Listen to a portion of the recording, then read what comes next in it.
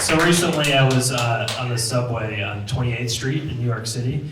The most beautiful girl I've ever seen gets on the subway. You ever seen somebody so beautiful that life just becomes meaningless? Well, if I'm not with her, then what's the point to all this? But I'm not gonna approach her. I'm not gonna do that. I hung back, I respected her space, and I envisioned my whole life with her. Right? I envisioned that we fell in love. You know, we got married. But I'm not gonna lie to you guys, we had trouble having kids. Even in my fantasies, the fear that I'm infertile, it doesn't escape me.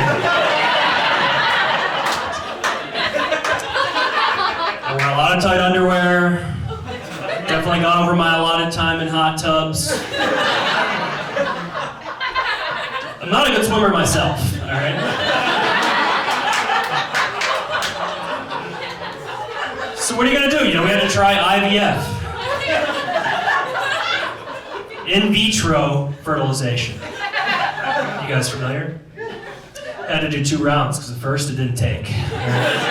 Took a toll on our marriage, honestly. So what are you gonna do? You want to have kids, right? So we had to call in the big guns. Had to get a sperm donor. Yeah, guess what though? Sperm donor blesses us with twins. How about that? Pretty good story. Pretty good story. Does she leave me for the sperm donor? Yeah. She leaves me for the guy has great sperm, right? I get to keep the kids though. I did go bankrupt in the custody proceedings, but it's worth it to raise 2 kids that aren't even mine. So.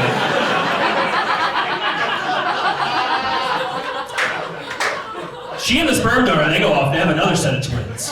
2 sets of twins. I mean, that's a miracle. They belong together. Actually, he ends up cheating on her, and she moves back in with me. Just me and the 4 kids.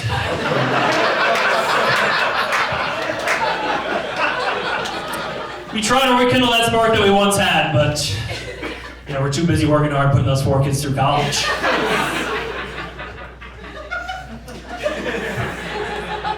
Years later, she gets polio. Makes a comeback in the 2040s. Right? This is a new strain of polio, though. It takes out the arms, not the legs. New strain. She does maintain a strong appetite despite the polio.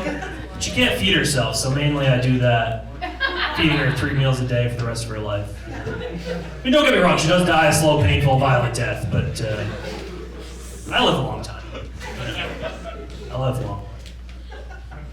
Die of natural causes. Or so they first think, you know? Then they suspect foul play, all right? So they exhume my body from the grave, and they perform an autopsy. Try to find out what happened. They find traces of ethylene glycol in my system. You guys know what this is? Street name, antifreeze, all right? It's not street legal. Somebody's been poisoning my morning smoothie. Who do you guys think it was? Children would have motives, and it put them in my will, so no, it's my best friend, next door neighbor, and sperm donor, Henry. He was upset that the kids were calling me dad. And then, you know, this girl gets off the subway.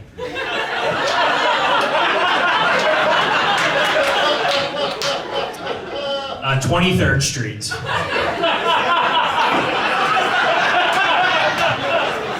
Shortest subway ride in the city. And she's out of my life forever. She'll never know what we could have been. I did post about it on Misconnections, you know, that Craigslist. Yeah.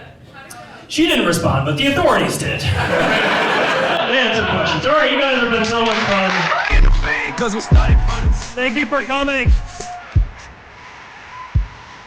Okay.